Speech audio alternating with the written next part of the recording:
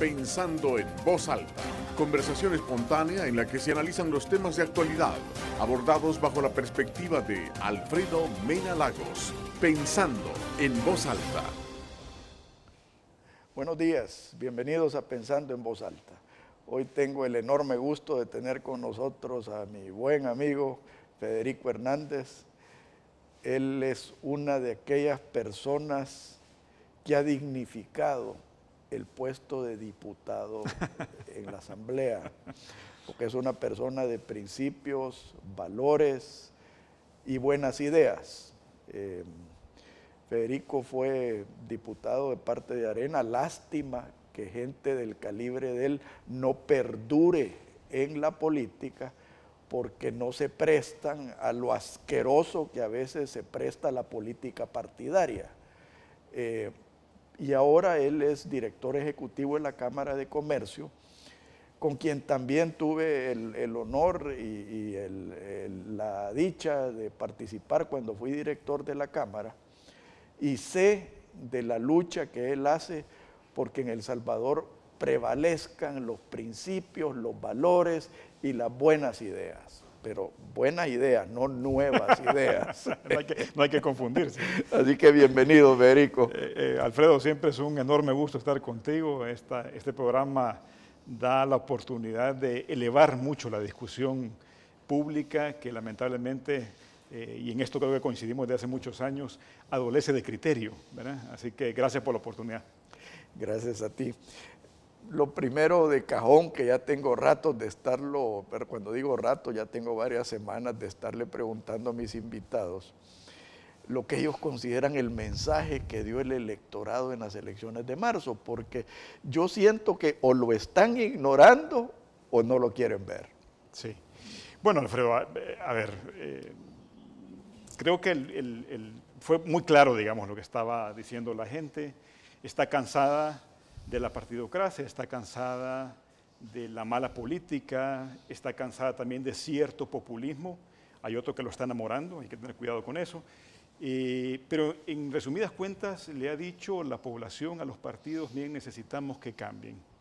O cambian o los cambiamos, ¿verdad? Así de contundente. Obviamente el que ha salido más castigado en ese sentido es el Frente Farabundo Martín, no hay ninguna duda, por razones obvias además. Han sido 9 años desastrosos y además porque se han empecinado en mantener un discurso con el que la población no comulga, sin ninguna duda. El caso particular de Arena también ha recibido un mensaje a mi juicio, y yo creo que en esto coincidimos también, de última oportunidad. Es decir, vaya, pues vamos a confiar en ustedes, pero por favor háganlo bien hoy sí, ¿verdad? Y bueno, ahí dependerá, desde luego, de qué suceda con estos dos grandes bloques, cómo asuman ese mensaje, cómo ese mensaje además permea hacia su estructura y eventualmente puedan ir con ese nivel de renovación y de frescura a la próxima elección presidencial. Que yo todavía la frescura que quisiera ver no la estoy viendo en ninguno de los dos partidos grandes, ¿verdad? Y mucho menos en la tercera alternativa que se pinta. Por supuesto, y podríamos hablar de esa en extenso, ¿verdad? Pero por lo menos en el caso de los dos grandes partidos todavía no lo veo, y eso preocupa porque, en efecto, cuando la gente se siente desesperada o siente que su mensaje no ha sido bien recibido, entonces se crea la antipolítica, que termina siendo también muy peligrosa, muy riesgosa, y que lleva a que el electorado se aventure por caminos que pueden ser mucho más fatales incluso que la partidocracia misma. Veamos Venezuela, ¿verdad? Veamos el caso de Venezuela, por hablar de lo que tenemos enfrente y que se está desmoronando a ojos vistas.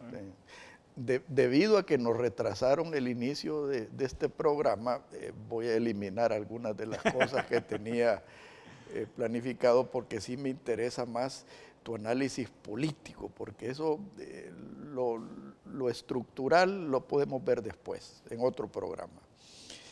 Veamos lo que está sucediendo en Nicaragua, Federico. Me preocupa mucho el rol que jugó la empresa privada en Nicaragua, sí, y lo que se pudiera estar gestando aquí en El Salvador. Mira, lo de Nicaragua es una cosa que lo vivimos muy de cerca por razones obvias. La Cámara de Comercio e Industria forma parte de la Federación de Cámaras de Comercio del Istmo Centroamericano y desde luego a través de nuestros homólogos en Nicaragua veíamos lo que estaba pasando con la cúpula en Nicaragua, que es el COSEP, o sea, la ANEP de Nicaragua, ¿verdad? Y desde luego desde el principio, Alfredo, vimos un contubernio que no nos gustó y que lo dijimos claramente, no se nos escuchó y ahí están las consecuencias. Es decir, creo que tú no podés vender principios, tú y yo somos hombres de principios, tú no podés supeditar los principios a las coyunturas, por muy jugosas que parezcan. Y mucho menos a los intereses. Ah, por supuesto, que es el caso particular además del COSEP en Nicaragua, ¿verdad? Es decir, una cosa es que tú estés buscando la manera de sobrevivir y de hacer que las empresas que están agremiadas en tu institución sobrevivan, lo cual es totalmente legítimo, pero otra cosa es que en la búsqueda de esa sobrevivencia o de esa solvencia, por lo menos en el caso de algunos empresarios, tú apartes tus principios y permitas que el poder de turno acapare toda la institucionalidad democrática. Eso no puede ser. Por una razón incluso que es hasta pragmática y que un empresario lo puede entender de manera diáfana, y es que no es sostenible en el tiempo. No es sostenible en el tiempo. Esto que pasó en Nicaragua a nosotros no nos sorprende. Nos sorprende la forma vertiginosa en que se ha dado, pero es que es evidente que hacia eso se dirigía todo este asunto, ¿verdad? Esto es preocupante, no voy a decir el nombre del empresario al que se lo dije, pero es alguien muy prominente dentro del empresariado nicaragüense, que luego de una discusión franca, respetuosa, pero firme que tuvimos sobre este tema, terminó diciéndome, mira, no te preocupes, Federico, si lo que va a ocurrir aquí en Nicaragua es que la biología va a ser su tarea. O sea, como diciendo, el tipo se va a morir en el poder y luego va a haber una transición democrática, ¿verdad? Cuando tú escuchas una conclusión tan cínica como esa... Esa es la palabra que se me vino a la cabeza. Lo único que se me ocurrió decirle, y no me arrepiento, y qué mal para Nicaragua que haya sido tan profético, yo le dije, yo sería incapaz de ver a los ojos a mis hijos cada noche pensando que iba a negociar su futuro con un tirano. Yo no podría, ¿verdad? Se molestó, por supuesto. Ahora debe estarse recordando esas palabras, no hay ninguna duda. Ojalá, porque ese tipo de gente tiene una memoria muy selectiva. Sí, y una memoria muy selectiva por razones obvias, ¿verdad? Claro. Porque al final, ¿quién de ellos te va a decir si fuimos cómplices de esta dictadura? Sí, fuimos cómplices de toda esta sangre derramada en las calles de Managua. No, es que no te lo van a decir nunca, aunque lo sientan, ¿verdad? Mira, yo tuve una conversación con un analista que no lo podría decir amigo, es conocido. Pero yo hablando de El Salvador y de Nicaragua, yo le preguntaba, mira, ¿cuál es la diferencia que ves tú entre el salvadoreño y el nicaragüense? Y me dijo, es muy sencillo, me dijo, el nicaragüense, y yo tengo muy cercanos vínculos con Nicaragua, me dijo, la diferencia, me dijo, es que el nicaragüense es más cliente, me dijo, el salvadoreño es más ciudadano. Que te digo, fue una respuesta, primero, muy inteligente y segundo, acertada. Sí, sí.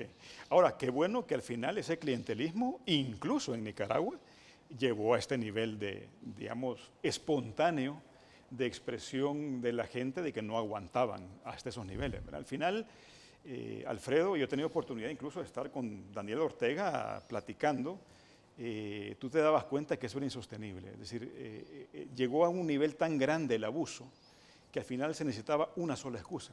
Si el tema del seguro social nicaragüense, eso ya quedó totalmente aparte. Era una chispita la que necesitaba para desatar ese enorme incendio que lamentablemente ha costado vidas humanas, pero que Dios mediante va a terminar en un proceso de transición democrática para Nicaragua. Ojalá así sea.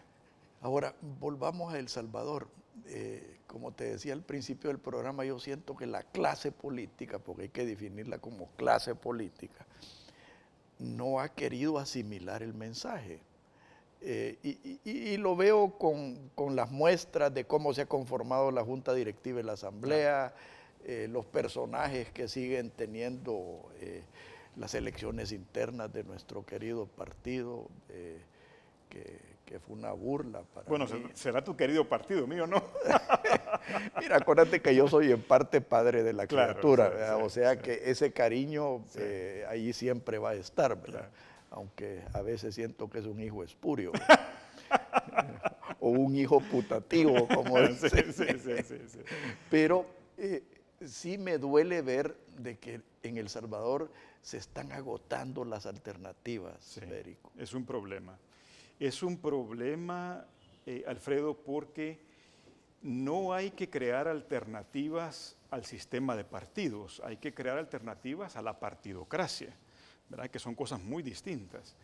Teníamos un sistema de partido, digo teníamos porque después del 4M no estoy tan seguro, teníamos un sistema de partidos robusto que de alguna manera asimilaba ciertos mensajes, que los transformaba, por lo menos habían ciertos remedos de democracia interna, mucho más en la derecha que en la izquierda, hay que reconocerlo, pero ahora lo que estoy viendo, y dependerá por supuesto de lo que ocurra en los próximos meses, lo que estoy viendo es que hay un riesgo real de que el populismo pase a ser la alternativa de la partidocracia y que la antipolítica pase a ser la alternativa de la política, política con mayúscula, en el buen sentido del término, ¿verdad?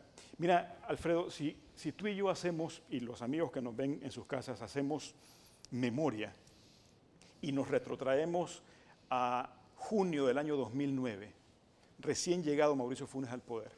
Si alguien nos hubiera dicho a ti y a mí que el sucesor de Mauricio Funes 5 años más tarde iba a ser su vicepresidente, el profesor Salvador Sánchez Serén, tú y yo no lo hubiéramos creído.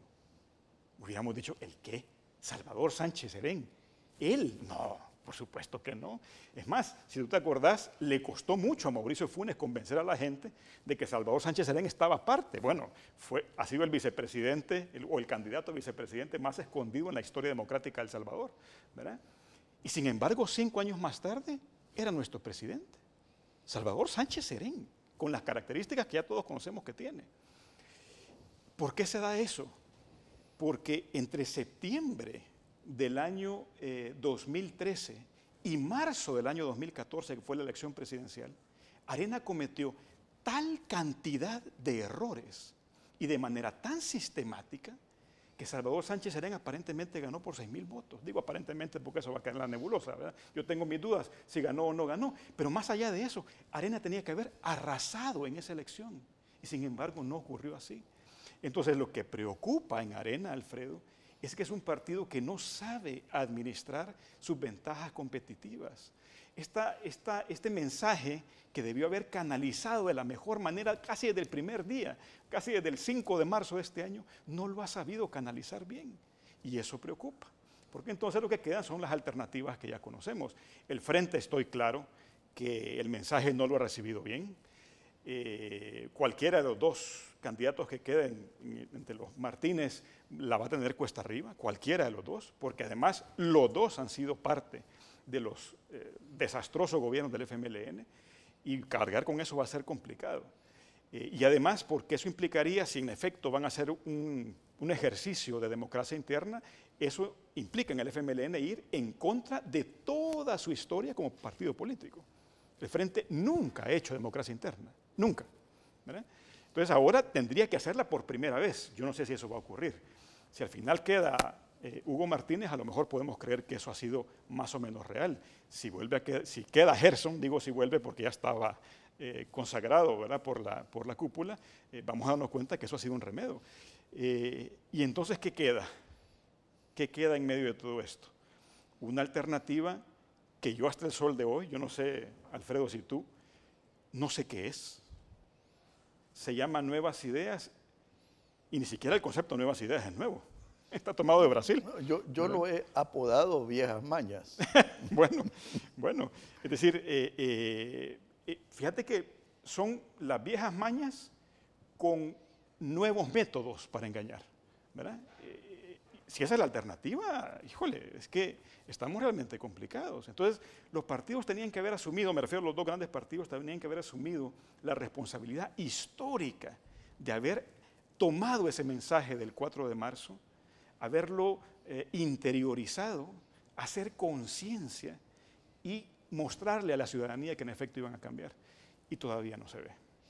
Esto me abre las puertas al próximo segmento, Federico, que yo quisiera que analizáramos cada una de las alternativas aparentes hasta ahora, porque yo sí creo que estamos a tiempo de generar otra alternativa, pero será otro tema. Así que me aguantás un poquito claro que ahí. sí, con gusto. Por favor, no nos cambie, ya volvemos.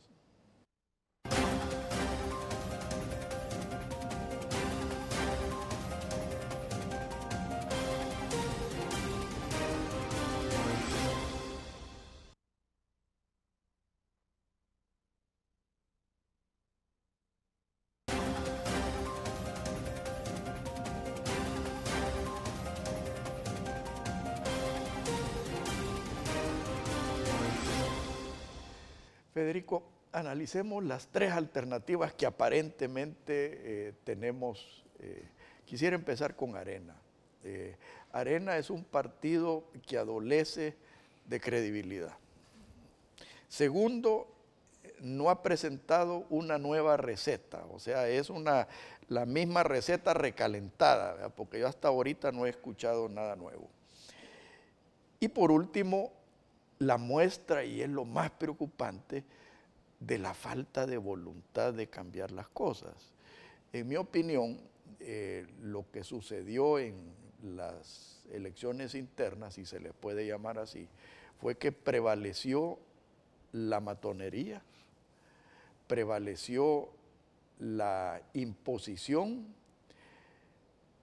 ¿Quiénes ganaron? Ganó, en mi opinión, el mercantilismo y los privilegios de siempre, que tanto daño nos han hecho.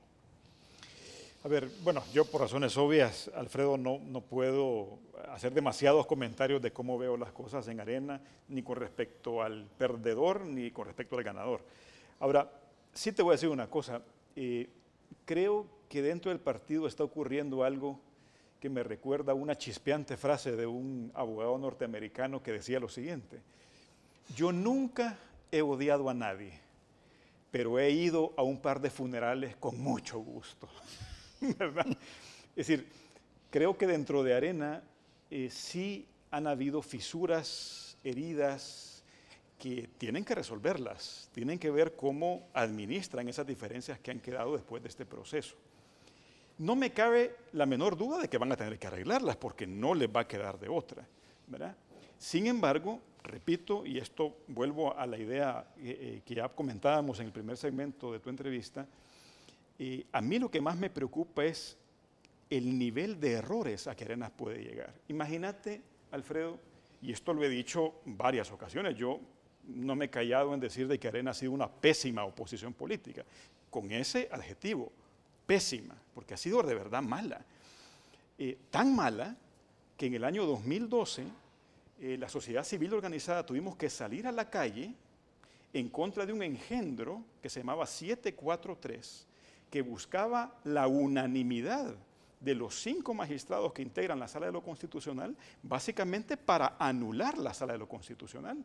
Y quiero recordarles a la gente que nos ve que ese decreto fue impulsado por Arena en la Asamblea Legislativa, no por el Frente, por Arena. El Frente estaba tras bambalinas, frotándose las manos, esperando que realmente tuvieran éxito. Si la sociedad civil no hubiéramos salido, Alfredo, y tú nos acompañaste en varios de esos movimientos, si no hubiéramos salido a la calle a defender la institucionalidad democrática, ¿te imaginas lo que hubiera ocurrido en estos años? Hoy estaríamos igual que en Nicaragua, pero salimos y defendimos la Sala de lo Constitucional, no por los 4 magistrados, porque es un principio que se debe defender siempre en alguien que quiera vivir en democracia. Impulsado por Arena. Entonces, por hablar de un solo ejemplo, si un partido en la oposición tan grande, con tanta experiencia, comete ese tipo de errores, a mí me preocupa lo que pueda pasar en los próximos meses. ¿Cuántos errores más vamos a ver que el partido Arena cometa? ¿Verdad? Eso es lo realmente preocupante, ¿verdad? Porque sí es importante que haya una alternativa a este desastre de gobierno, pero todavía no veo en Arena, al menos hasta hoy, ¿verdad?, una inteligencia estratégica que en efecto esté canalizando ese mensaje que se recibió el 4M. No, y son errores que Arena pudiera cometer por una razón muy sencilla. Arena está acostumbrada, uno, a defender los intereses de los dueños del partido, no a los intereses de la ciudadanía. Y segundo, Arena está en el negocio de vender privilegios, que tiene mucho que ver con lo que dije anteriormente. Pero pasemos con el FMLN. El FMLN también carece totalmente de credibilidad, totalmente. Él igual, la misma receta recalentada y con un lenguaje ligeramente diferente. Y de nuevo, están en el negocio de la política. Si no, veamos dos cosas. El enriquecimiento de algunas figuras prominentes del FMLN. Y segundo, la cargada que nos han pegado con los 40 y pico de mil correligionarios que han metido y que los estamos pagando todos nosotros. Claro. Y que está empobreciendo a El Salvador. Claro. Con el agravante, Alfredo, de que esos correligionarios, por tener ese puesto en el Estado, tienen que pasarle una cuota al propio partido. Claro, o sea, claro. Tú y yo y la gente que nos ve a través de nuestros impuestos estamos financiando al FMLN, ¿verdad? O sea, es una cosa perversa, de verdad perversa. Entonces, el Frente tiene ahora una situación bien complicada. Creo que es un partido que está cuesta arriba. Creo que un éxito extraordinario electoral para el Frente sería pasar a una segunda vuelta. Creo que es el que tiene en este momento la situación más difícil en ese sentido. Ya hablaremos también, me imagino, sobre qué puede ocurrir en una segunda vuelta. Yo no estoy tan claro en que la transferencia de votos sea tan automática como la gente piensa, y después te voy a explicar por qué. Pero en todo caso, cualquiera que vaya de los Martínez, Gerson u Hugo, creo que Hugo en todo caso representa un poco más de renovación que Gerson, pero aún Hugo va a tener un problema muy serio para poder explicar por qué, siendo canciller, al final tuvo que bajar la cabeza ante determinados lineamientos que venían de parte de la cúpula del FMLN, ¿verdad? Bueno, imagínate, yo lo que menos hubiera esperado yo, Alfredo, después del 4 de marzo, es que apareciera Medardo González en una marcha del Día de los Trabajadores, el 1 de mayo, y respaldara públicamente al régimen de Ortega, ¿verdad? O sea, eso, entonces no has entendido nada, no entendiste nada. ¿Qué implica esto? Que probablemente la cúpula del FMLN está persuadida de que el que se quedó en la cárcel, de su casa el 4 de marzo y no fue a votar, fue exactamente el militante recalcitrante que espera escuchar ese refrito, pero todavía más duro, ¿verdad? Si ellos creen eso, van a una debacle electoral otra vez, sin ninguna duda. Pero da la impresión de que eso es lo que creen. Entonces, cualquiera de los dos candidatos que quede, sea Gerson o sea Hugo, se va a tener que enfrentar con esa carga. Y llevar esa carga en una elección a pocos meses que se defina por parte del electorado va a ser muy difícil. No, y es el mismo Hugo Martínez que ha defendido el régimen de Maduro en Venezuela. Así es. Yo voy a ver qué es lo que sucede este día con la famosa patraña electoral que se va a llevar a cabo en Venezuela. Va a ser una patraña electoral. Sí, eso es lo que va a ocurrir. Pero ¿qué efectos va a tener en la comunidad internacional? Sí. ¿Qué efectos va a tener en la política internacional? Sí, sí. A mí me impresiona todavía escuchar gente, incluso escuché un análisis de CNN que me quedé helado, diciendo, miren, si las encuestas mencionan que ya Maduro y Falcón están empatados. Wow, dije yo. O sea, esta gente todavía piensa que va a haber realmente una elección libre en Venezuela. No es posible que estemos pensando todavía eso. Pero en fin, da la impresión que hay gente que son analistas internacionales que todavía lo piensan. No, lo que va a pasar en Venezuela es tan simple como lo que ha pasado siempre. Maduro va a ganar, ¿verdad? No sé si por un margen amplio o estrecho, al final no importa, pero él va a terminar ganando, ¿verdad? Probablemente para un poco maquillar las cosas van a decir que el margen fue estrecho, pero el régimen va a continuar ahí.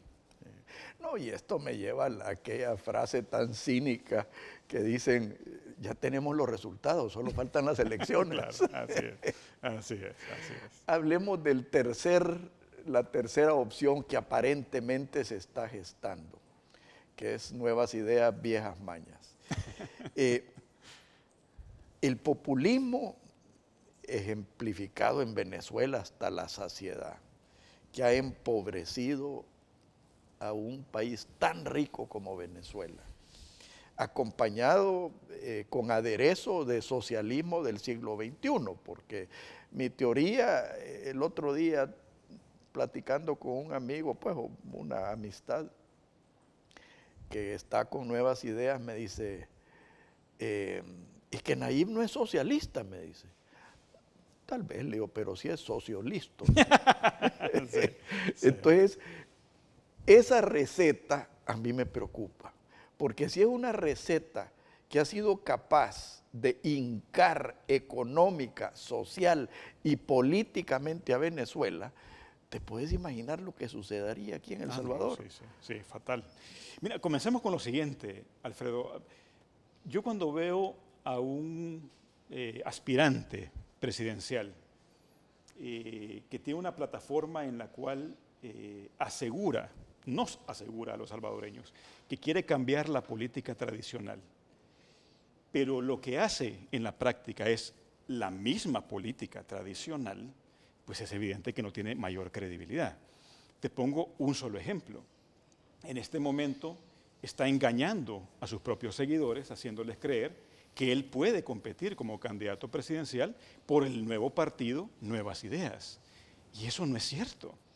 Ya no puede competir como candidato presidencial únicamente de Nuevas Ideas, ya no puede. Entonces lo que él debería hacer de manera responsable es decirle a su gente, miren, no podemos ir en contra de la ley es bastante clara, no solo me refiero al Código Electoral, me refiero a la Ley de Partidos Políticos, artículo 17, artículo 37, literal B, no podemos competir ya, teníamos que haber hecho la convocatoria de elecciones internas el 3 de abril, no lo hicimos, por lo tanto, en Nuevas Ideas yo no puedo ser el candidato presidencial. Lo único que le queda es ir en una coalición. Sin embargo, o en un partido taxi. O en un partido taxi, sí, ¿verdad? Y aún la coalición con un partido taxi, ¿verdad? Pero en todo caso, hacer todo ese proceso, no engañando a la gente, diciéndole que porque fueron a firmar, entonces él va a ser el candidato presidencial de Nuevas Ideas. Ahí tenemos ya a un político que dice que va a cambiar la política tradicional, mintiendo tradicionalmente.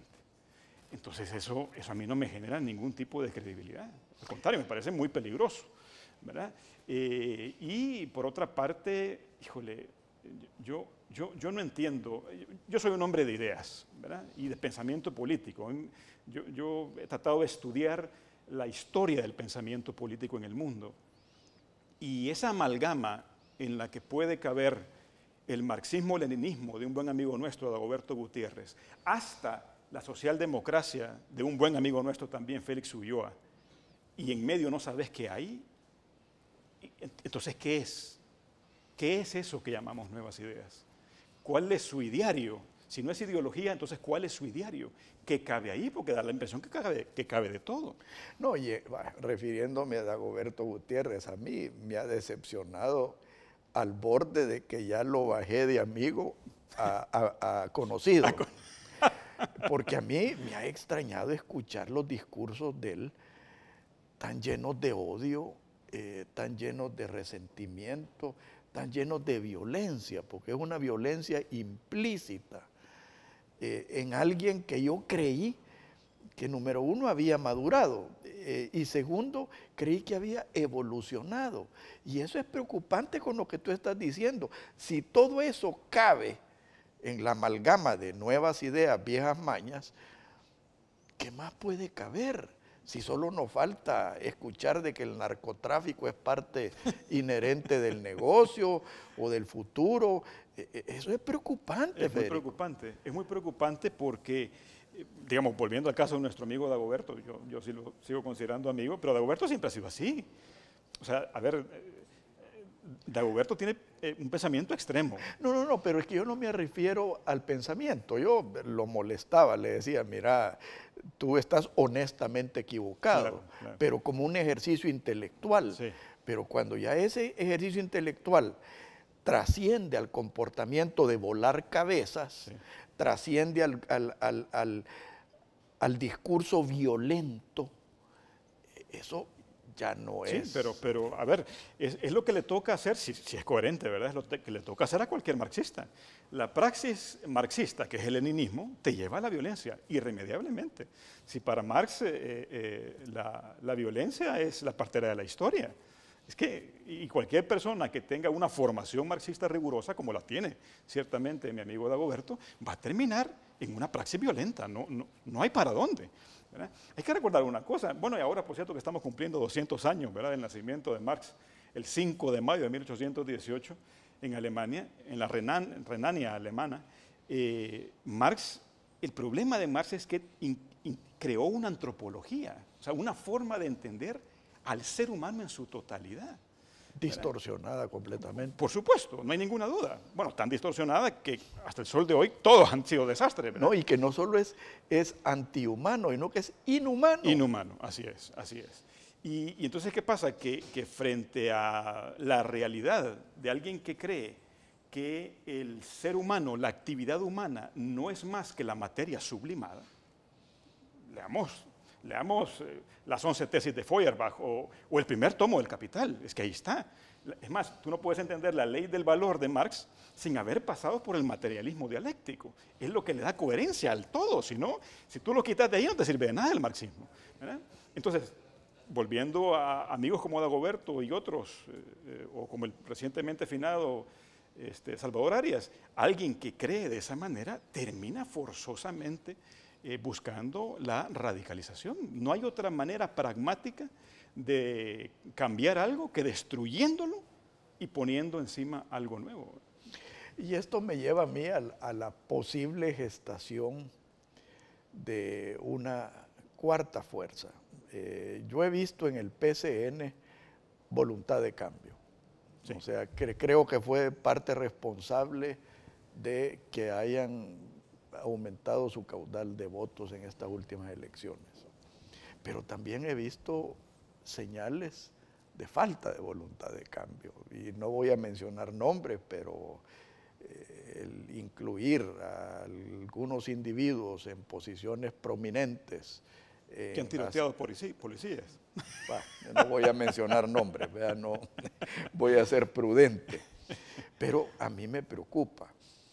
Habiendo dicho eso, recibí un análisis que a mí me parece bien interesante.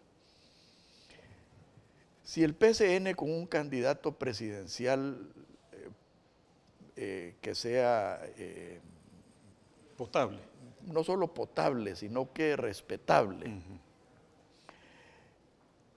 llega a una segunda vuelta contra Arena, supuestamente captaría votos de la izquierda bajo el entendido de que votar por el menos malo. Si llega a una segunda vuelta con el FMLN, Arena también votaría con el PCN bajo la misma premisa. Eso debería de indicarnos que la clave del éxito nacional debiera ser de que el PCN en esa circunstancia llegara a segunda vuelta. ¿Qué te parece a ti ese análisis? De nuevo, sujeto a que encuentren a alguien con esa característica. Lo veo muy complicado porque creo que el PCN como tradición política tiene un desgaste demasiado grande, ¿verdad? Entonces, independientemente a quién lleven y en el supuesto, en efecto, que encuentren a alguien muy respetable, no creo que alcance para pasar una segunda vuelta. Ahora, yo creo que eso que está arrastrando el PCN también arrastra cosas positivas, ¿verdad?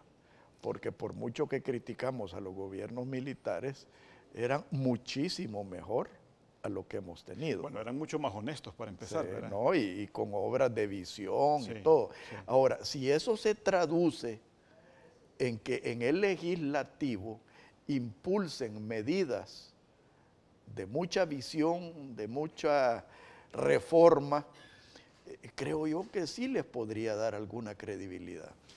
Alguna credibilidad sí, por lo menos inicial.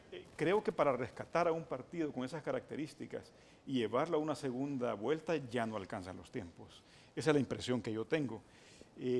Yo más bien, fíjate, me atrevería, que es una cosa que ya mucha gente que me conoce sabe que lo vengo diciendo desde hace bastante tiempo, crear una alternativa nueva, ¿verdad? Porque tampoco me gustan las alternativas tipo John Wright, tampoco me gustan, sí, no, ¿verdad? Tampoco me gustan. Entonces, como dicen en Nicaragua, ni quiera Dios.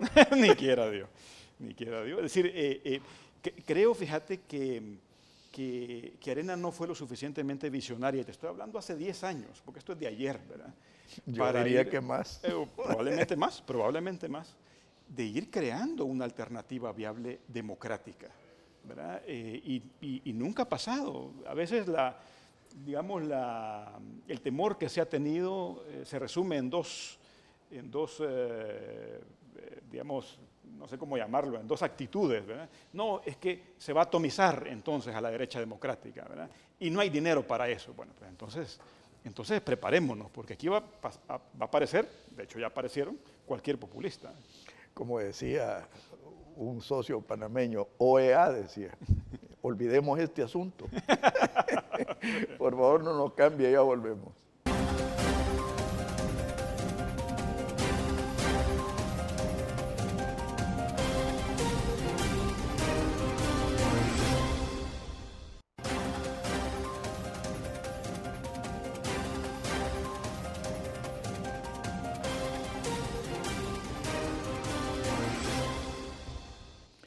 Federico, yo nunca escondí el hecho de que yo decididamente y firmemente apoyé a Javier Simán, porque yo sigo pensando que Javier era la última oportunidad de Arena de reformarse. Y yo sigo creyendo en la plataforma de Javier, llena de valores, de buenas ideas, y siguiendo tu tesis de que es difícil encontrar un partido existente que pueda, ¿cómo encajarías tú a Javier Simán como líder de un nuevo movimiento político? Bueno, sería una cosa interesante. No sé si en este momento, dado que tenemos a la vuelta de la esquina la elección presidencial, o en qué momento, que él tiene un capital político ganado, sin ninguna duda. Y algo muy importante, un político ganado, capital político ganado fuera del Partido Arena, ¿verdad? Que va a necesitarlo el Partido Arena, ¿verdad? No sé al final dónde piensa moverse Javier Simán, pero no hay ninguna duda que es un activo democrático que creo que si Arena manejara bien las cosas, podría aprovecharlo, como podría no desaprovecharlo. Y ya dependerá del mismo Javier, por supuesto, qué camino o qué viabilidad le encuentra a su proyecto democrático. Que además él suele decir que no es suyo, ¿verdad? Sino que es de mucha gente que lo apoyó. En fin, habrá que esperar. Lo que yo sí estoy totalmente convencido, Alfredo, es que era para ayer tener una alternativa democrática política en El Salvador, ¿verdad? Y que esa alternativa política democrática no es ni John Wright, no es ni el señor Nayib Bukele, no es ninguno de ellos. Es una cosa de verdad nueva. Que incluya valores. Que incluya valores, que incluya principios muy claros, que incluya la capacidad de defender esos principios, ¿verdad? Bueno, esto excede, digamos, la plática que estamos teniendo, pero en esta última debate público sobre el tema del aborto, a mí lo que me preocupó en el Partido Arena es que no hubiera alguien con la capacidad de defender con argumentos una cosa que es tan fácil de defender, ¿verdad? Y además, cuando la otra parte estaba argumentando falacias, mentiras puras y duras. Entonces, cuando un partido que tiene determinados principios no sabe ni siquiera cómo defenderlos, ese partido va a la deriva, ¿verdad? Entonces, lo que hay que crear es una alternativa partidaria, democrática, con principios claros, con gente que sepa bien cómo defenderlos. Estoy seguro que tendría el respaldo también de personas como tú y de otro montón de gente inteligente en el país, y eso podría eventualmente, ese sí, convertirse de verdad en un fenómeno. Ese sí de verdad convertirse en un fenómeno político. Mucha gente que piensa que el señor Bukele es un fenómeno político. El último fenómeno político que hubo en El Salvador se llamaba Julio de Alberto Rivera. Ese fue el último fenómeno político que hubo en El Salvador. Que te cuento que no era muy santo de mi devoción, por otras razones. Me imagino. Pero era de verdad un fenómeno político. Es decir, era capaz de ir en moto al estadio de Cuscatlán y que la gente se parara, dejando de ver al partido, se parara a aplaudirle. Eso no ocurrió ni con Roberto Dabuizón, ni con José Napoleón Duarte, ni con el que me digas, ¿verdad? Ese fue el último fenómeno político real, popular, que ha habido en El Salvador. Entonces, para aspirar a una cosa como esa, ya no se necesita de una persona, porque no hay que llegar al caudillismo, ¿verdad? Lo que hay que llegar es a un grupo de personas. Y a un concepto. A un concepto, exactamente, que pueda enamorar a los salvadoreños y demostrarles que hay alternativas viables para que tengamos una democracia funcional en el mediano y largo plazo. No, y fíjate que volviendo a Arena y al concepto del aborto, a mí una de las cosas que me preocupa es que de los dueños de Arena, algunos prominentes son abortistas. Y digo abortistas no porque han practicado el aborto, sino que porque apoyan el aborto. Eso es preocupante. Sí. O sea, además de que son gente que ha repartido plata por parejo, inclusive al FMLN, ¿verdad? O sea, pero ese es el grado del mundo al revés en que ha caído Arena. Totalmente, totalmente. Y yo te digo algo, y esto lo voy a decir por el caso particular de John Wright, porque era la cabeza visible de ese movimiento, al quien yo invité en privado y en público a que tuviéramos un intercambio de ideas sobre el tema y nunca lo aceptó. Es decir, a ver, si alguien se quiere mostrar como un político que va a cambiar la política tradicional, repito, y ahora de este lado, ya no olvidémonos de Nayib Bukele en este momento, hombre, lo mínimo es que seas capaz de defender públicamente tus ideas, ¿verdad? Entonces, lo que demuestra es que lo que tenés es una agenda. No sos alguien que va a cambiar la política. Tenés una agenda política, esa es otra cosa. No, y a esto hay que añadirle la política de género. Ah, no, que eso es... Porque te digo, la amenaza no solo es el aborto, sino que es la política de género. Correcto. Y de nuevo, vamos al mundo al revés. Sí. Ya no es no tener valores, es invertir los valores. Totalmente. Que es particularmente perverso. Así es, así es. Bueno, la ideología de género está haciendo destrozos en Europa, Alfredo. Bueno, tú viajas con frecuencia a Europa. Tú vas a ciertas zonas en la parte urbana magrebí de París y no puedes pasar si no sos musulmán. Muy parisino puedes ser, puedes haber nacido en París, pero ahí no pasas si no sos musulmán. ¿Y esto por qué? Porque resulta que los franceses ya no se quieren casar y tener hijos. O sea, la ideología de género socavó de tal manera Francia, que Francia, si no hace algo para revertir esas tendencias, dentro de 25 años va a ser musulmana.